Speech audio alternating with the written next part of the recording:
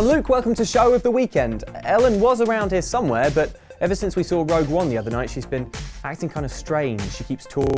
The Empire. I repeat, this broadcast has been commandeered by the Empire. Today, Grand Moff Tarkin delivered a decisive blow against the rebel scum, committing acts of sabotage. Here you are, Ellen. We don't have time for this. We've got to do Show of the Weekend. But Luke, I'm trying to do my propaganda broadcast. Well, do it later. We've got a show to do. Come on. Show of the weekend, show of the weekend, show of the weekend, show of the weekend, show of the weekend. So Ellen, what have you been playing this week? I've been playing the Star Wars Battlefront DLC Rogue One Scarif. More Star Wars. Yes. There's going to be a lot of Star Wars in this week's show. It's pretty much all Star Wars all the time. We're wearing Avengers jumpers just to balance it out a little bit so it's not completely Star Wars. But it is completely Disney. It's completely Disney. It's completely Disney this week. But Scarif, this is the DLC for Star Wars Battlefront. Yeah. You went to an event and played it with Mike, and now it's out. Mike and I went to go play it before it came out. And we went on my birthday. So on my birthday, I got to play Star Wars before anyone else. That was quite cool, one of the perks of the job. And it's really fun. It's like, you know, this 3-layer mode where you start out in space, then you end up on the ground, you have to blow stuff up, and then you have to go and find all the data tapes and try and run them around. This is the classic Star Wars story. Classic stuff. You start in space, you go down to the planet, you find all the data tapes. Yeah, it's based loosely on the Rogue One film, but it doesn't give away anything. There's no spoilers. They kind of like warned us. They were like, don't worry, you're not gonna get it ruined, you know, by playing this game. I should hope not. So it's good. It was true. It's fine. I particularly like flying around in a U-wing, even though every time I got one, I didn't realise. Oh, and we're through. We've got our go through. Oh no, wait. You're the U-wing. I'm the U-wing. Oh, Ellen. Oh, I'm terribly sorry, Ellen. Oh no. No. I'm sure it's just what you were after, wasn't it? You kind of go to a little kind of mini cutscene as you fly in the U-wing, and it's similar to the cutscene of when the U-wing actually flies in and then flies out the game. So I kept going, oh, we've run. Oh no, it's me. Oh no. Oh no. Oh no, I'm in charge of the spaceship. Are you personally ready to welcome the U-wing into the pantheon of Star Wars vehicles? Yes, I welcome all the lettered vehicles. Cameraman James shaking his head. Doesn't like the new He'd rather ones. keep things X, A, Y, and that's it. And B. And B. Oh, B. Which ones are the B-wings? They're kind of like a big sort of cockpit with a wing that comes like off the side of it. Oh! Cool. Did you read the Young Jedi Knights books? Yeah. It's really fun. I particularly enjoy the kind of cat and mouse kind of gameplay of when you have the data tapes and you have to carry them to extraction point. When you've got a data tape in Scarif, you are lit up like a Christmas tree, in the words of Mike. I'm someone who likes stealth, and I'm like, this is pointless, but I'm still gonna hide. And everyone's just coming to you to get the precious data tapes. Yeah. If you drop it, someone else can at least pick it up. So I Put recommend. that data in the cloud. Yeah. What was I going to say, Ellen? I don't know. I can't use my Jedi mind tricks to read your brain. You don't need to. Wait, hang on.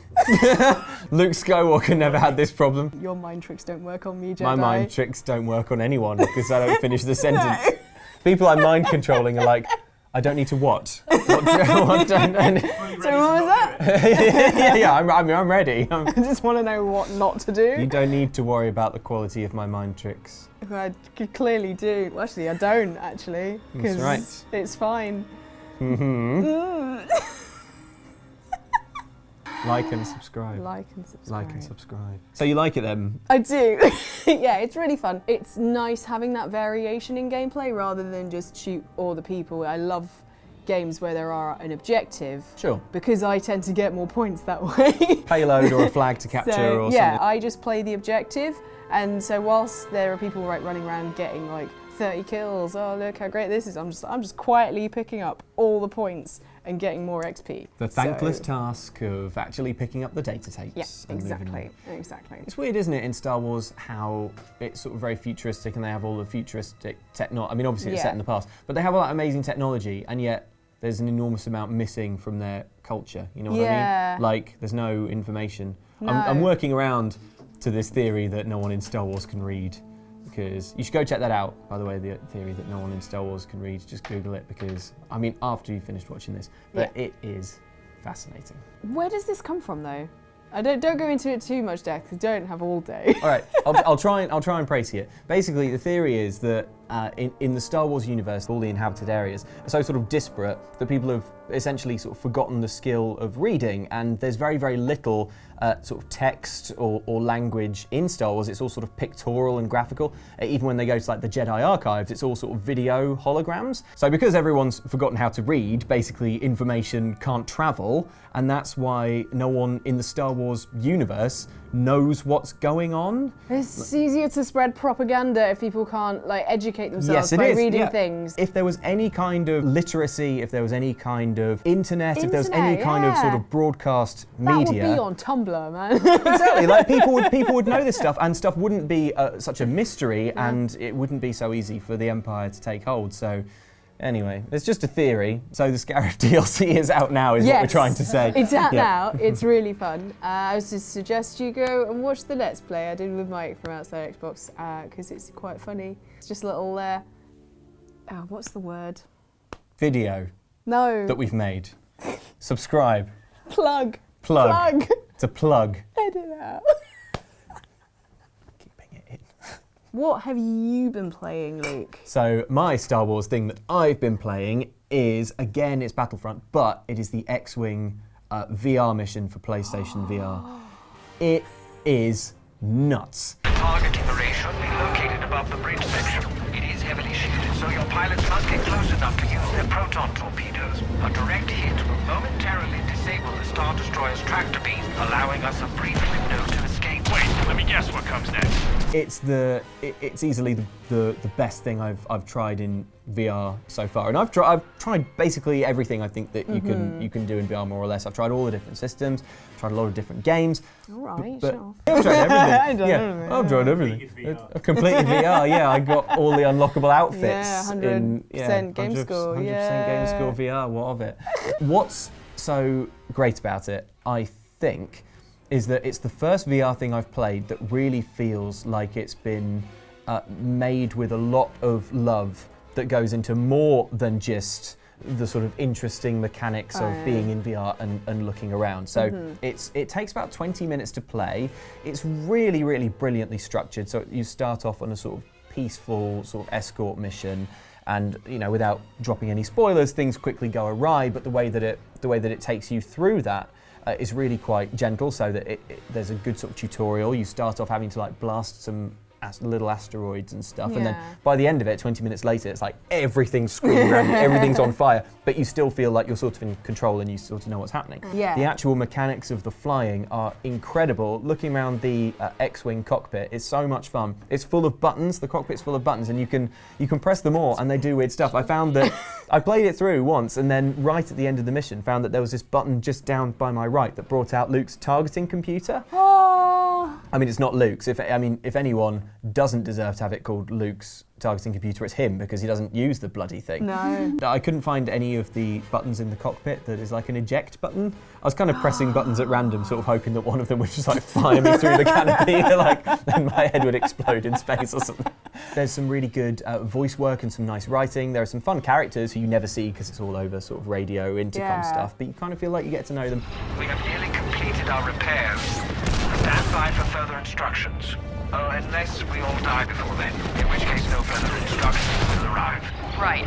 And it's just a good look at what VR can be if it's more than just like tech demos and little sort of showy off VR things, and it is more about the game and the gameplay and the story. One of the things I thought was going to be limiting about PlayStation VR is that it can't track your movements in the same way that the much more expensive HTC Vive can, but the sort of limited head tracking that it can do really works a treat. And actually, it just makes it very clear that on PlayStation VR, what you're going to get are experiences where either you are static or you are sat down somewhere. So like the illusion kind of breaks whenever you sort of press forward to move in VR or something like that. But when you're in the cockpit, obviously you're stationary, you're moving the spaceship, and Yeah. It feels way more convincing. It's really cool. One thing I should say about the footage that you're seeing as well, like the capture of this, is that it's not representative of what you actually see if you're wearing PSVR. I'm aware that lots of people who'll be watching this won't have seen it, and they'll be looking at this footage going, this is really low resolution and it looks rubbish.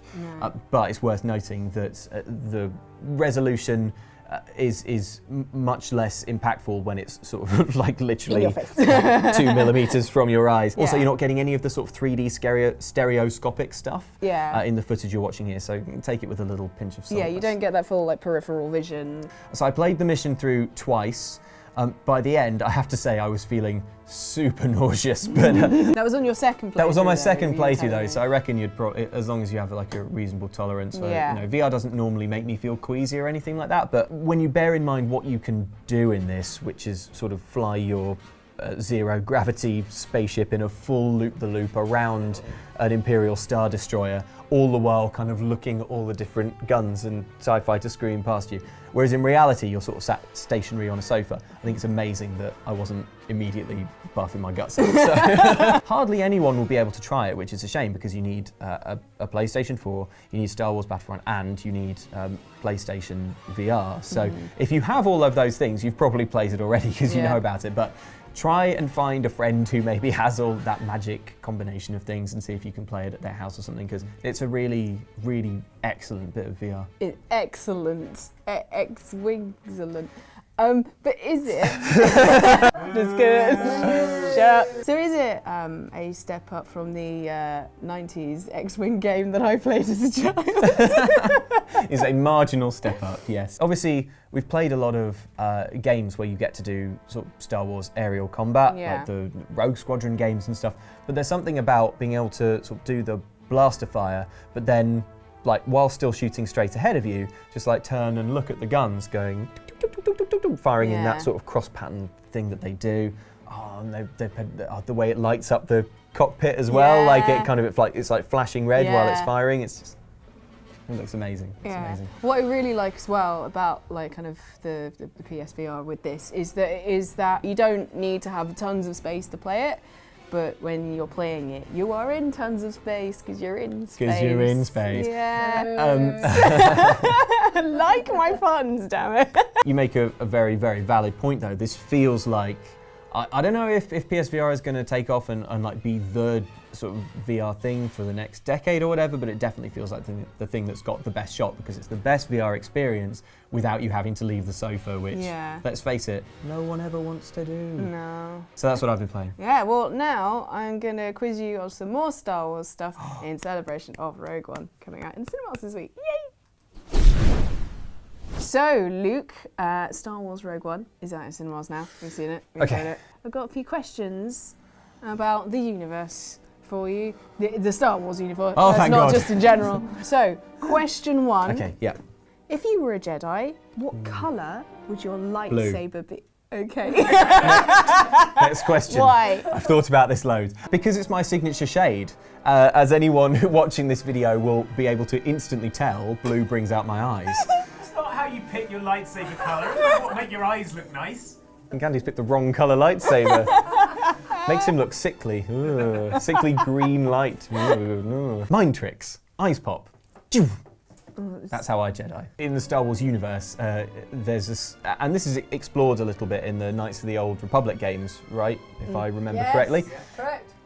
You have to sort of go and find a crystal in a cave, and it's the crystal inside the lightsaber that sort of makes it the colour it is, and is supposed to be a sort of, you have to bond with the colour and bond with the crystal and stuff like that. But really, I think I'd probably just do whatever it took to get a blue one, because like, oh, you'd be such a good Jedi if you picked the orange lightsaber. No.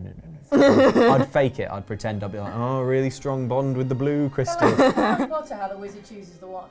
Yeah, that's got to be. You really want a dragon heartstring or a unicorn hair. You don't want any other stuff. It's not a fashion accessory. No. What are they going to do if, I don't know, Toad Vomit wand is like calling out to you? In Ollivander's one shop, I'd be like, oh, the unicorn one is definitely says it wants to be mine. Just get it in my pocket. That'll be £20. First time you try and cast a spell. Worth it. And that's what my blue lightsaber would be. As soon as I turned it on, it would just short out, explode, blind me and everyone in the room. But man, would my eyes literally pop in that moment. I was about to say, they would literally... That my eyes would literally pop. That was a good answer. You really should have said purple to be on brand. But hey, question 2. There are lots of super cute character models in the Lego Star Wars games. Oh, okay, But cool. which one is the cutest?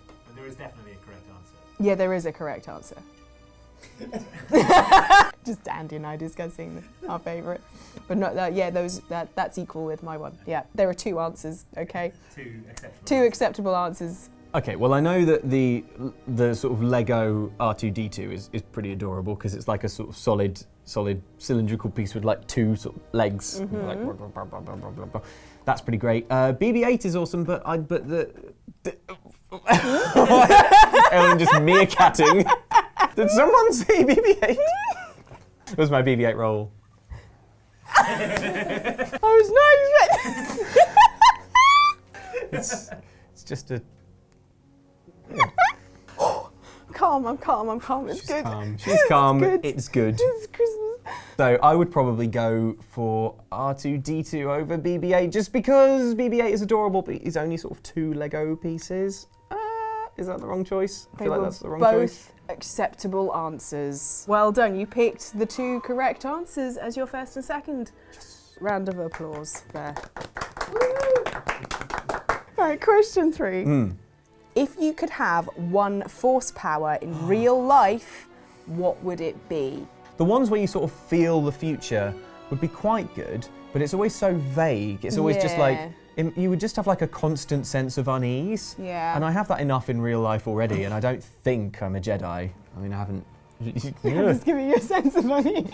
Well, it works. I think what they should have done, because they've got force sight and force vision. Force sight is perception, force vision is future, but force sight should be future because it sounds like foresight. Yeah.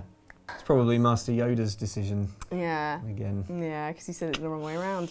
I would say probably force push is the one that I think would be most useful. I like it because it wouldn't reveal to everyone immediately that I'm a Jedi, and you get to push things with your mind, which is awesome. Force choke is not useful in that many situations, and it's quite aggressive and unpleasant. Force grip? Oh yeah. Grip any- Well, you know, it doesn't really matter if you can choke people. You could just push them off things. Yeah, or but like, if you've got force pull and you're sitting on the sofa and your TV remote's over there. The other force power that I've always kind of wanted is, you'd probably lump this in with force pull and push, but it is quite specific. It's the one where you sort of boomerang your lightsaber really fast. So it's like a spinning sort of death thing and go like, and like pull it back. Yeah. Man, that's cool. Would you use that in real life? How? Like, scything. Just skim it all the way around the cornfield and then with the other hand I could be holding up the sort of chopped bits of farm stuff. Farm juice. Chopped bits of farm juice. And then I could sort of that into the barn. All right, next. Okay. Right, question 4. Without Googling, describe midichlorians. Okay, let me begin my explanation by saying that although I'm not a huge fan of the Star Wars prequels, I don't think it's fair to count them out or say that they're non-canon, so I'm not going to say that midichlorians are rubbish or that they don't exist. I mean, obviously they don't exist, none of it exists. Midichlorians are something in your, an element in your cells that determines the amount of strength you have with the Force. Close. Looking up on Wikipedia. Oh, well, if you're going to rate me against Wikipedia, that thing is like a tome. Yeah. It's going to be like 5,000 words on midichlorians. Well, midichlorians were microscopic, intelligent life forms that live within cells of all living beings. I didn't mention the sentience. The Force spoke through the midichlorians, allowing certain beings to use the Force if they were sensitive enough to its powers. That is rubbish, though, isn't it? The idea that they're sort of in your cells, like, cool. Like, it's a kind of sort of genetic propensity to be able to use the Force, fine. The idea that, like, they're intelligent beings, like, intelligent cells that are like, ho, ho, ho, go. Let's all work together. All of the other midichlorians. Like, can they see what you're doing all the time? Man, it's just like lots of tiny intelligent life forms within you, spying on you all the time. They know all your thoughts. What is good about the idea of midichlorians having independent intelligence is that it brings some of the weird mysticism back into Star Wars, because people didn't like midichlorians when they were brought in The Phantom Menace, because it sort of made the mystical, slightly religious, spiritual force into something that was basically biology. So it does put a little bit of that mysticism back into it. Yeah. Why am I making excuses for midichlorians? I don't think it was just the midichlorians. I think people just didn't like that film in general. And speaking of prequels, question 5, final question, most important question of all. Jar Jar Binks, terror or hero? Are you referring to the idea that Jar Jar Binks is secretly Sith Lord masterminding everything? No, or are you just referring to the idea, like, is Jar Jar Binks good or bad? When you think of Jar Jar Binks, do you go, huh, or do you go... I mean, it's a heavy sigh. I don't believe that we can just cherry pick the bits of Star Wars canon that we want to be true and that we want to not be. So I do sort of subscribe to the view that Jar Jar Binks within the Star Wars fictional universe happened. It's just something that we have to deal with and move past. You know, it's not, life isn't all sunshine and rainbows. It's not all sort of... Sometimes it's just a little CGI guy going, "Hey, Alice, oh, Jar Jar no. Binks, ha!" That didn't need to happen. No, I'm trying to be tolerant. I'm trying to be, but no. Oh.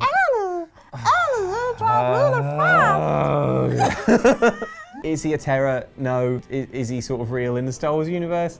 Yes. What do you want from me, Ellen? You want me to say that I like Jar Jar? No, this is just an opinion one. So, because he is someone that divides people. Well, he's made me upset. Yeah. Okay. Well, so that's your answer. That's your answer. Upsets you. We talked about him for a bit. And now I'm upset. That's a valid answer. Now, instead, we're going to go away from Jar Jar Binks. I won't do my impression again, I promise. And we're going to go see what you've been saying in the comments. Yay! Recently, we played adorable Hug 'em Up The Last Guardian and became fully bonded with Treecko, the endearing and gigantic mammal-bird hybrid that helps you through your adventures. Commenter Nicholas Cross says, later in the game, "Mum, he followed me home. Can I keep him?" said Treecko. Hey, it's cool with us. The life of a pet seems like a pretty sweet one. FYI, Treecko, I'm due a deworming. I hope your insurance is up to it. Also, I ate a mouse and I was sick, so you might want to get on that. Anyway, elsewhere this week, we fought for the future of the Empire and the Rebellion on the tropical planet of Scarif in the Star Wars Battlefront DLC, and had fun with the name of Rogue One's hero, Jyn Erso. Oh, got killed by Jyn again. Must always have Jyn responsibly. Yeah, exactly, yeah. I let Jyn get the better of me. Yeah. Logan Cunningham says, the Empire doesn't have Jyn, but it does have Absith. And it has Tequila Ren. Boo! Boo. And finally, on last week's show, I worried over whether it was fair to store Pokemon at half health back in their boxes. And I'm just imagining them there in the box like, Why, Luke? every second in the box is an eternity. We needn't have worried though, as Thesaurus Rex comments, "Don't worry, Luke, all Pokemon are fully healed when you put them into the box, even fainted ones. However, the wounds you inflicted on their hearts by choosing not to use them are not healed."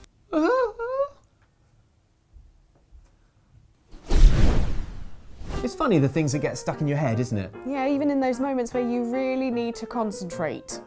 Yeah, this is your cue, James. It's your moment. This is my perfect moment with... How do I still know the words to that, but none of these things? Damn it. Just adding don't get distracted to my list of presenting rules. What else is on that list? Number 1, don't threaten the audience.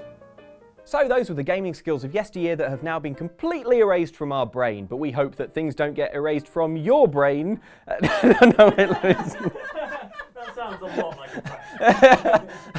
And maybe everything in your brain can stay just as it is if you watch these videos. If not, who knows, who can say? Yeah, that was an erroneous misstep. Erroneous misstep, that's the same thing. Look, we talked about this. Dead corpses, yeah, it's a redundant word. Tautology. Yeah, rather than an alive corpse.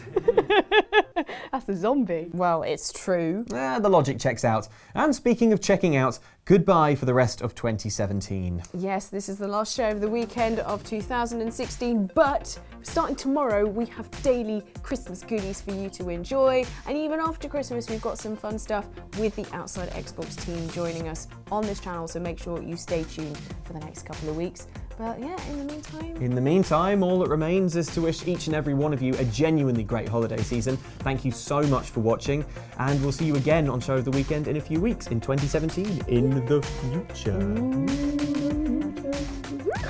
Merry Christmas!